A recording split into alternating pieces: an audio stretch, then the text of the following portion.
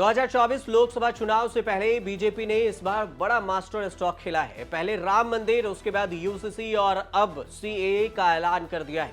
केंद्रीय गृह मंत्री अमित शाह ने यह बड़ा ऐलान किया है। अमित शाह ने ET now global business summit में सीएए को लेकर बड़ा बयान दिया है। शाह ने कहा है कि लोकसभा चुनाव से पहले पूरे देश में नागरिकता संशोधन अधिनियम यानी सीएए लागू किया जाएगा।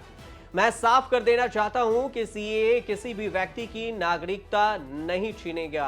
उसका उद्देश्य केवल धार्मिक उत्पीड़न का सामना कर रहे पाकिस्तानी, अफगानिस्तानी और बांग्लादेशी अल्पसंख्यकों को नागरिकता देना है। यह भी कांग्रेस का वादा है। जब देश का विभाजन हुआ, वहां पर अल्पसंख्यकों को प्रताड़ित किया जाता था। उस दौरान वह सभी भारत में भाग कर आना चाहते थे।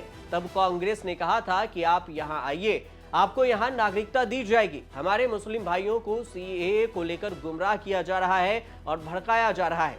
सीएए केवल पाकिस्तान, अफगानिस्तान और बांग्लादेश के धार्मिक अल्पसंख्यकों को नागरिकता देने के लिए है। नरेंद्र मोदी सरकार द्वारा पेश किए गए सीएए का उद्देश्य हिंदू, सिख, जैन, बौद्ध, पारसी और ईसाइयों सहित सताए गए गैर मुस्लिम प्रवासियों को भारतीय नागरिकता प्रदान करना है, जो कि 31 दिसंबर 2014 से पहले बांग्लादेश, पाकिस्तान और अफगानिस्तान से भारत आए हैं। दिसंबर 2019 में संसद द्वारा सीएए के पारित होने और उसके बाद राष्ट्रपति की मंजूरी के बाद देश के विभिन्न हिस्सों में महत्वपूर्ण कई बार विरोध प्रदर्शन भी हुए थे, जिसमें दिल्ली के शाहीन बाग की खूब चर्चा हुई थी। आगामी लोकसभा चुनाव के बारे में बोलते हुए अमित शाह ने यह भी कहा कि यह चुनाव विकास के खिलाफ भ्रष्टाचार के बारे में है। अमित शाह से पहले केंद्रीय मंत्री शांतनु ठाकुर ने कुछ दिन पहले ही पिछले सप्ताह दावा किया था कि देश में आने वाले 7 दिनों में सीएए यानी नागरिक संशोधन कानून को लागू कर दिया जाएगा। ভারতবর্ষে সিএ लागू হবে এই গ্যারান্টি আমরা আজকে মঞ্চ থেকে দিয়ে গেলাম। আগামী এক সপ্তাহের মধ্যে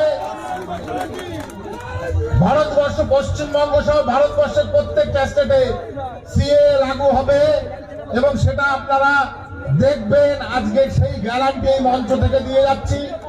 সুকান্ত দা এসছেন মঞ্চে, আমি আমার বক্তব্য দীর্ঘায়িত করব না, বক্তব্য অনেক কিছু বলার ছিল। शांतनु ठाकुर ने यह बयान उस वक्त दिया था जब दक्षिण 24 परगना के काकद्वीप में एक सार्वजनिक बैठक में भाषण दे रहे थे। कुछ ही वक्त में लोकसभा चुनाव होने वाले हैं और सुबह शांतनु का बयान आया और दोपहर में पश्चिम बंगाल के सीएम ममता बनर्जी फायर हो गई थी। कूच बिहार में एक जनसभा को संबोधित करते हुए उन्होंने लोगों से कहा था कि बीजेपी के फर्जी पहचान पत्र स्वीकार न करें। अगर वे इन पहचान पत्रों को स्वीकार करते हैं तो एनआरसी के दायरे में आ जाएंगे। ममता ने सीएए को बीजेपी की चुनावी चाल बताया था और इतना ही नहीं, उन्होंने प्रवासी मजदूरों को यह सुनिश्चित करने की सलाह दी थी कि उनके नाम मतदाता सूची में हैं या नहीं। हालांकि इस मामले को लेकर ममता बनर्जी ही नहीं, कांग्रेस के नेताओं ने भी बयान दिया। कांग्रेस के जयराम रमेश ने क्या कुछ कहा था वो भी सुन लीजिए। उन्होंने जुमला तक करार दे दिया था। 4 साल हो गए हैं, कानून बना, पारित हुआ लोकसभा में, राज्यसभा में। 9 बार सरकार ने एक्सटेंशन मांगी क्योंकि उस अधिनियम के लिए जो रूल्स बनने हैं वो बने नहीं थे। अधिनियम तो पारित हो गया है, अधिनियम तो है, सीएए तो हकीकत है। तो ये फिर से मैं कहूंगा, ये सिर्फ चुनावी नजरिए से ये ऐसी बातें की जा रही हैं। अगर वो गंभीरता से लेते तो 4 साल पहले बनाया हुआ कानून 4 साल के बाद भी रूल अभी तक फाइनलाइज नहीं हुए हैं। सवाल उठा तो बीजेपी की तरफ से गिरिराज सिंह ने ममता बनर्जी को लेकर बयान दिया और कांग्रेस पर भी निशाना साधा। उन्होंने बिना नाम लिए हुए कहा कि बात और कानून या तो रोहिंग्या को बुरा लगेगा या फिर उन्हें जो अपने साथ रखने वाले लोग हैं उन्हें बुरा लगेगा, बाकी लोगों को बुरा नहीं लगेगा। रोहिंग्या टाइप के लोगों को बुरा लगेगा, जिसको लोग अपने कलेजा में सटा के रखे हैं उन लोगों को बुरा लगेगा।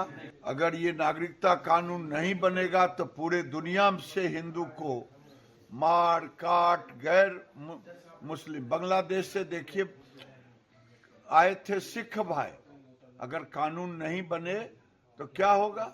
ये कानून बंगाल में टीएमसी के कलेजा पर चढ़ करके लागू किया जाएगा। दिसंबर 2023 में केंद्रीय गृह मंत्री अमित शाह ने एक बयान दिया था जिसमें उन्होंने कहा था कि देश का कानून सीएए को लागू होने से कोई नहीं रोक सकता। इतना ही नहीं, उन्होंने आगे कहा था कि सीएए को लेकर लोगों को ममता बनर्जी गुमराह कर रही हैं। आपको यह भी बता दें कि नया नागरिकता कानून 9 दिसंबर 2019 को लोकसभा में और 11 दिसंबर 2019 को राज्यसभा में पास हुआ था। इसके बाद 12 दिसंबर को राष्ट्रपति ने कानून को मंजूरी दी थी। इस कानून के तहत बांग्लादेश, पाकिस्तान और अफगानिस्तान से 31 दिसंबर 2014 तक भारत आए प्रताड़ित गैर मुस्लिम, जिसमें हिंदू, सिख, जैन, पारसी और ईसाई धर्म के लोग हैं, भारत की नागरिकता उन्हें दी जाएगी। इसके बाद आरोप लगा कि सीएए मुसलमान के खिलाफ भेदभाव करता है और संविधान के धर्मनिरपेक्षता सिद्धांतों का उल्लंघन करता है। इसी को लेकर ममता बनर्जी ने आरोप लगाया था बीजेपी पर कि ये सब चुनावी एजेंडा बीजेपी वाले फैला रहे हैं।